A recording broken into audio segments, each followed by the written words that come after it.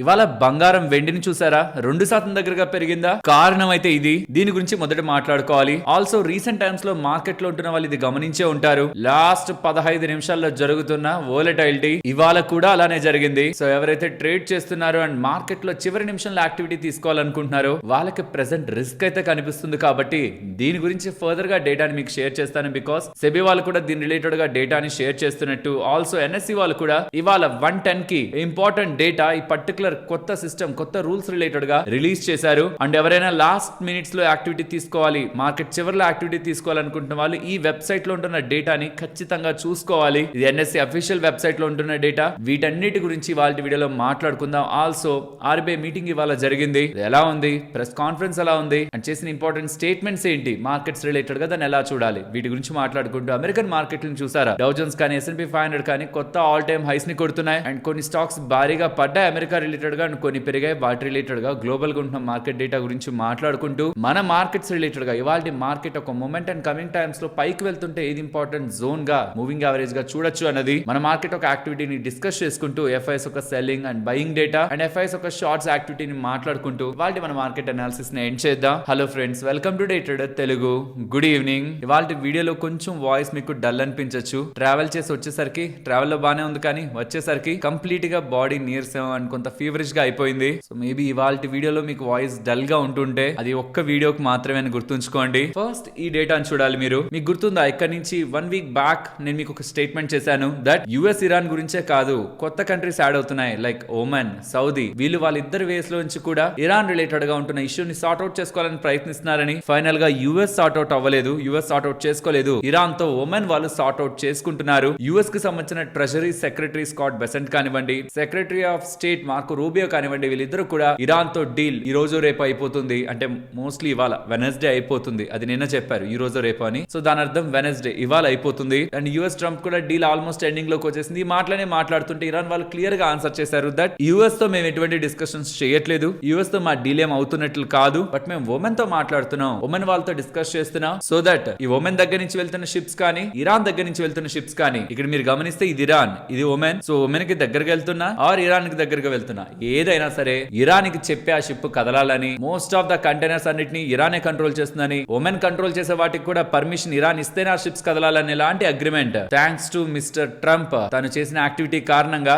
Women ని కూడా bend చేస్తూ ఇరాన్ కుదుర్చుకునే ప్రయత్నంలో ప్రెసెంట్ ఉంది. లిటరల్ గా గతంలో జరిగిన డీల్ దీనికంటే బెటర్ డీల్. ఎందుకంటే ప్రతిసారి యుద్ధం జరిగి ఆగి డీల్ కుదురుతున్న ప్రతిసారి ఇరాన్ కి బెటర్ గానే డీల్ మారుతుంది, కానీ అమెరికాని కేర్ కూడా ఇరాన్ చేయట్లేదు. కంప్లీట్ గా ఈ ఎప్స్టీన్ ఫైల్స్ ని దారి మరలించడానికి మొత్తం ప్రపంచవ్యాప్తంగా ఉన్న మీడియా దాని గురించి మాట్లాడుకోకుండా ఉండడానికే నాకెందుకు ఈ ఎంటైర్ ఇష్యూ తను నడుపుతున్నాడు. ఎందుకంటే సాల్వ్ అయిపోయే మ్యాటర్ అది. ప్రతిసారి వచ్చి దాన్ని మళ్ళీ రైజ్ చేసి భారీగా యుద్ధం చేస్తా అది ఇది అని హెడ్లైన్స్ లో తనే ఉండి ఎప్స్టీన్ ఫైల్స్ ఇష్యూని పక్కన పెట్టే ప్రయత్నం ట్రంప్ అయితే చేస్తున్నారు. But anyway, US straight of Hormuz related గా డీల్ ని ఆల్మోస్ట్ క్లోజ్ చేసుకుంది. విత్ ఇరాన్ కాదు, విత్ ఇరాన్ అండ్ ఒమెన్. ఇప్పుడు ఒమెన్ లేకపోతే అయ్యేది కాదు. ఒమెన్ వాళ్ళు ముందుకు వచ్చి మిగతా పక్కన పెట్టి సరే మీరు ఏదనుకుంటే అది ముందు ఆ స్ట్రైట్ ఆఫ్ హార్మోజ్ ఓపెన్ చేయండి అనే లాంటి మాటలు మాట్లాడుతుండడమే ఇరాన్ ఇప్పుడు తగ్గుతుందన్నమాట. సరే మొత్తానికి అమెరికా వాళ్ళైతే తగ్గుతున్నట్లు కాదు కదా ఇక్కడ, అండ్ అమెరికా బెండ్ అయినట్టు కాదు, ఉమెన్ బెండ్ అయినట్టు. అప్పుడు అమెరికా పరువు ఏం పోదు కదా, జస్ట్ యాక్సెప్ట్ చేస్తే సరే ఉమెన్ కదా తగ్గింది అనుకుంటారు కదా. ప్రాబబ్లీ ఇదే రీజన్ ఏమో అంత కాన్ఫిడెంట్ గా వాళ్ళు ఇవాళ రేపు నిన్న స్టేట్మెంట్ చేశారంటే ఇవాళ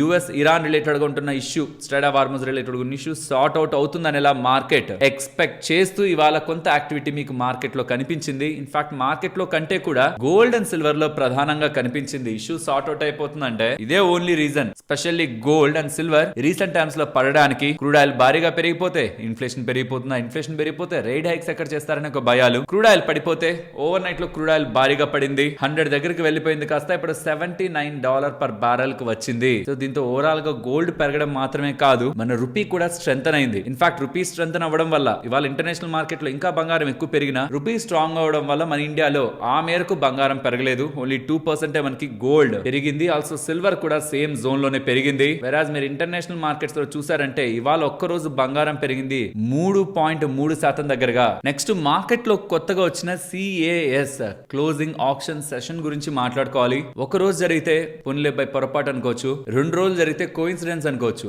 3వ రోజు కూడా మార్కెట్ లో అలానే జరిగింది. దట్ 3 గంటల 15 నిమిషాల వరకు ఒక లెక్క, 3 గంటల 15 నిమిషాల నుంచి కొన్ని నిమిషాల తర్వాత సడన్ గా మార్కెట్ పెరగడం, ఇవాళ కూడా సడన్ గా మార్కెట్ పెరగడం. అఫ్ కోర్స్ నిన్న మొన్నటి కంటే కూడా తక్కువైనా లాస్ట్ ఆ వోలటాలిటీని మాత్రం ఇంకా ఎన్ఎస్సి వాళ్ళు సెబీ వాళ్ళు సార్ట్ అవుట్ చేసుకోలేకపోతున్నారు. అండ్ దీని రిలేటెడ్ గా సెబీకి రిలేటెడ్ గా అఫీషియల్ సోర్సెస్ ద్వారా సిఎన్బిసి వాళ్ళకి ఇన్ఫర్మేషన్ ఇచ్చారని, ఎటువంటి ప్లాన్స్ వాళ్ళకి లేవట దట్ ఈ సిఏఎస్ కొత్త సిస్టమ్ రిలేటెడ్ గా రివ్యూ చేసి లేకపోతే మార్చి ఏదైనా రూల్స్ ని మార్చి లేదంటే ఈ సిస్టమ్ ని ఆపే ఆలోచనలో సెబీ లేదని, ఈవెన్ ఎన్ఎస్సి కూడా లేదనేలా క్లియర్ గా ఎన్ఎస్సి వాళ్ళు కూడా స్టేట్మెంట్ చేస్తున్నారు. ఇవాళ ఎన్ఎస్సి వాళ్ళు పబ్లిష్ చేసిన పోస్ట్ ఇది. చూస్తే అసలు సిఏఎస్ అంటే ఏంటి, దాని కారణంగా అడ్వాంటేజెస్ ఏంటి అనేది ఇమేజ్ లో పెట్టారు. ఇది కాదు, ఇది చూసారంటే 315 కి ఏమవుతుంది, తర్వాత 315 నుంచి 320 కి ఏమవుతుంది, తర్వాత 320 నుంచి 325 అలా ఒక్కొక్కసారి ఏమవుతుంది అనేలా ఎన్ఎస్సి వాళ్ళు సిఏఎస్ రిలేటెడ్ గా ఏం జరుగుతుంది మార్కెట్ లోనే ఎక్స్ప్లెయిన్ చేసే ప్రయత్నం చేశారు. ఏదైతే ఏంటి లాభం మార్కెట్ లో అన్నెసరీ వోల్టాలిటీ అంటే ఇంకా జస్ట్ గాల్లో రాయడం లాంటిది అనమాట. అంటే మీరు ఏ లాజిక్స్ ని బట్టి మార్కెట్ లో వర్క్ చేస్తుంటారో ఆ లాజిక్స్ అన్ని ఆ లాస్ట్ లో మొత్తం ఎవరోడైపోతాయి, మొత్తం ఎంటీ అయిపోతాయి. ఇట్స్ లైక్ రూమ్ లో సడన్ గా లైట్ ఆపేయడం లాంటిది.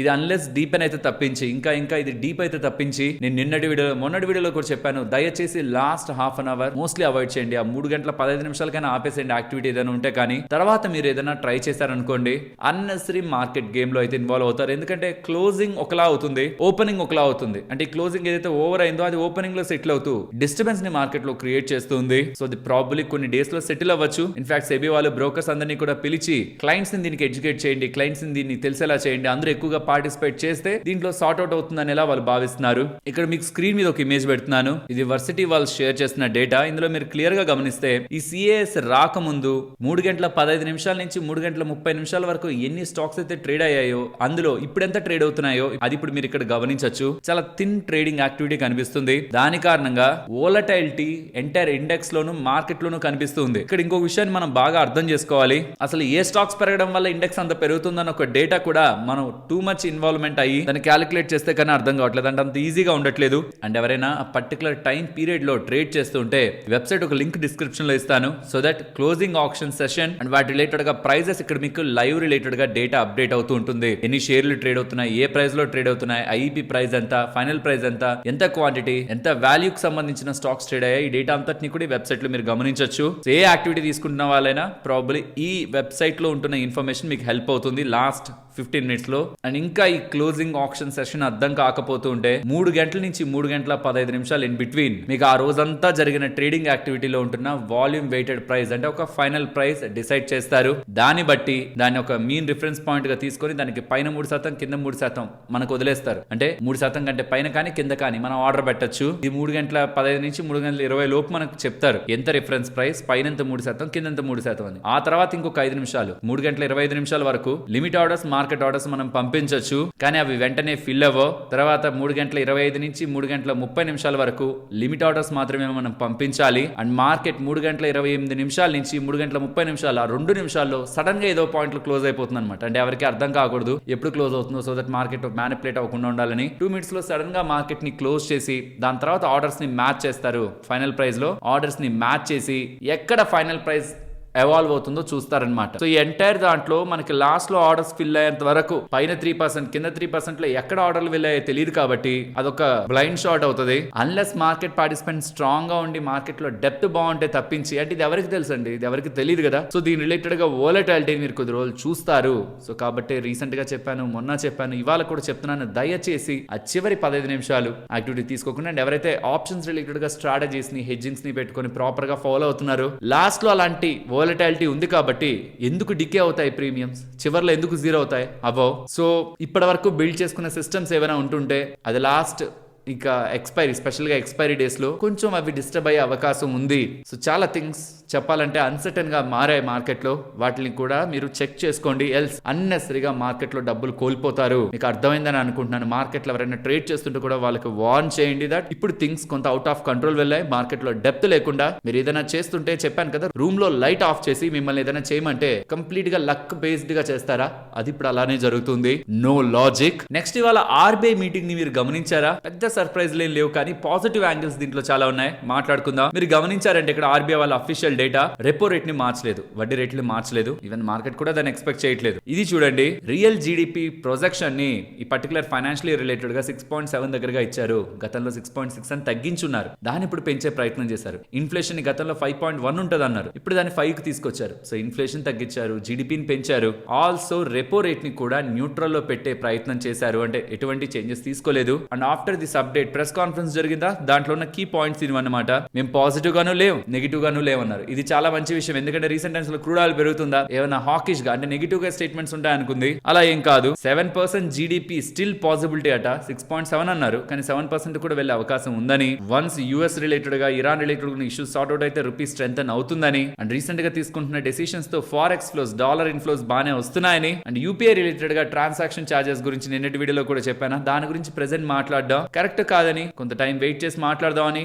గ్లోబల్ గా ఉంటున్న మార్కెట్స్ ఒక గ్రోత్ కొంత సాఫ్ట్ అవుతుంది, బట్ ఇండియా స్ట్రాంగ్ గానే పర్ఫార్మ్ చేస్తుందనేలా, యూఎస్ రిలేటెడ్ గా టాక్స్ స్టిల్ అన్సర్టెన్ గానే మార్కెట్స్ ని ఉంచుతానేలా అప్డేట్ చేశారు. దీని అంతటిని మీరు సమప్ చేశారనుకోండి, పాజిటివ్ ఎలిమెంట్స్ మీకు ఎక్కువ కనిపిస్తాయి రాదర్ దాన్ నెగిటివ్. నెక్స్ట్ ఇవాళ ఎఫ్ఐఎస్ ఓన్లీ ఎన్ఎస్సీ లో 1011 crores దగ్గరగా 1010 crores దగ్గరగా సెల్ చేశారు. ఇది ఓన్లీ ఎన్ఎస్సీ డేటా చెప్తున్నాను. వెరాజ్ డిఐఎస్ 3185 crore దగ్గరగా బై చేశారు. వెరాజ్ అన్ని ఎక్స్చేంజ్ని కలిపి చూసారనుకోండి, డిఐఎస్ 2883 కోట్లు కొంటుంటే ఎఫ్ఐఎస్ 943 కోట్లకి ఇవాళ అమ్మారు. అండ్ వాళ్ళ షార్ట్స్ రీసెంట్ టైమ్స్ లో తగ్గుతున్నాయి. 2.5 లక్షల కాంట్రాక్ట్స్ దగ్గరగా నెట్ షార్ట్స్ ఉంటున్న వాళ్ళు కాస్త 150,000 కాంట్రాక్ట్స్ కి తగ్గారు. సో షార్ట్స్ అబ్సల్యూట్ టర్మ్ లో మీకు స్ట్రాంగ్ గానే తగ్గుంటాయి. పర్సెంటేజ్ టర్మ్ లో మీకు పెద్ద మార్పు రాకపోతున్నా, అబ్సల్యూట్ టర్మ్స్ లో 2 లక్షల కాంట్రాక్ట్స్ దగ్గరగా సెల్ సైడ్ ఉన్న వాళ్ళు కాస్త 2 లక్షల సెల్ సైడ్ కాంట్రాక్ట్స్ పెట్టుకున్న వాళ్ళు కాస్త ఇప్పుడు 150,000 కాంట్రాక్ట్స్ వస్తుండడం డెఫినెట్లీ మార్కెట్ లో షార్ట్ కవరింగ్ అండర్లైన్ గా జరుగుతుందనే మనం అర్థం చేసుకోవాలి. కానీ కన్సర్న్ అంతా యూఎస్ కి సంబంధించిన బాండ్ డీల్స్ పెరుగుతున్నాయి, కానీ అక్కడ మార్కెట్స్ ఏం పెద్ద డిస్టర్బ్ అవ్వట్లేదు.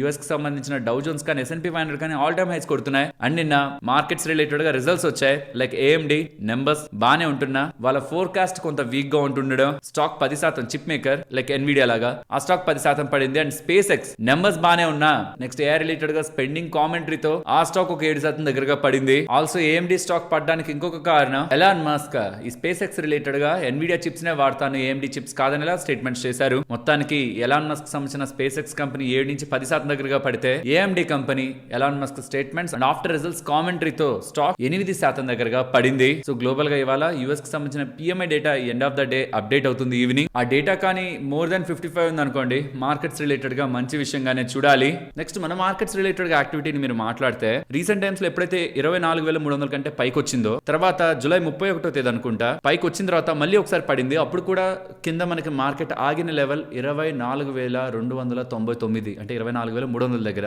సో రీసెంట్ టైమ్స్ లో దానికి పైన వచ్చిన తర్వాత దాని కిందకి వెళ్లే ప్రయత్నం మార్కెట్ అయితే చేయలేదు. కాబట్టి ఒకవేళ కింద పడుతుంటే విత్ ఆఫ్ ఎనీ రీజన్ ఈ లెవెల్ ని ప్రొటెక్ట్ చేసుకుంటున్నంత వరకు కూడా మార్కెట్ రిలేటెడ్ గా ఈవెన్ మార్కెట్ పడినా నేనైతే కంగారు పడే ప్రయత్నం చేయను. దీని కిందకు వెళ్తున్నప్పుడే మార్కెట్ లో వీక్నెస్ స్టార్ట్ అయిందనేది నేను అనుకుంటాను. అండ్ ఇక్కడ నుంచి పైకి పెరుగుతుంటే మాత్రం ఇమీడియట్ గా 24,770 అంటే ఎగ్జాక్ట్ గా అదని కాదు, అక్కడ నుంచి 20 పాయింట్ల కిందకి పైకి చూసుకోవచ్చు. ఎందుకంటే అక్కడ 200 మూవింగ్ యావరేజ్ ఉంది, వెరీ ఇంపార్టెంట్ మూవింగ్ యావరేజ్. 200, 150, 20 ఇవి చూస్తుంటాం కాబట్టి 200 మూవింగ్ యావరేజ్ టెక్నికల్ గా లాంగ్ టర్మ్ రిలేటెడ్ గాను మనకు వ్యూని ఇస్తూ ఉంటుంది. కాబట్టి దాని దగ్గరకు వస్తున్నప్పుడు మార్కెట్ లో ఎలాంటి యాక్టివిటీ ఉంటుంది అన్నది నేనైతే గమనిస్తాను. సో 24,300 నుంచి 24,770 ఇన్ బిట్వీన్ మార్కెట్ రిలేటెడ్ గా రేంజ్ ప్రస్తుతం ఉండే అవకాశం ఉంది. ఫ్రెండ్స్, ఇలా మార్కెట్ లో ఉంటున్న A to Z ఇన్ఫర్మేషన్ ని సింప్లిఫై చేస్తూ వీడియో మీ ముందుకు తీసుకురావడానికి మేము ఎఫర్ట్స్ పెట్టామని మీరు అనుకుంటే మన వీడియోని ఒక్క లైక్ చేస్తూ పెడుతున్న ఎఫర్ట్స్ ని ఎంకరేజ్ చేయండి. నెక్స్ట్ సుప్రీం కోర్టు కేంద్ర ప్రభుత్వానికి ఒక ఇంపార్టెంట్ అప్డేట్ అయితే చేస్తూ ఉంది. ఒకవేళ వెహికల్ కి ఇన్సూరెన్స్ లేకపోతుంటే, అట్లీస్ట్ థర్డ్ పార్టీ ఇన్సూరెన్స్ కూడా లేకపోతూ ఉంటే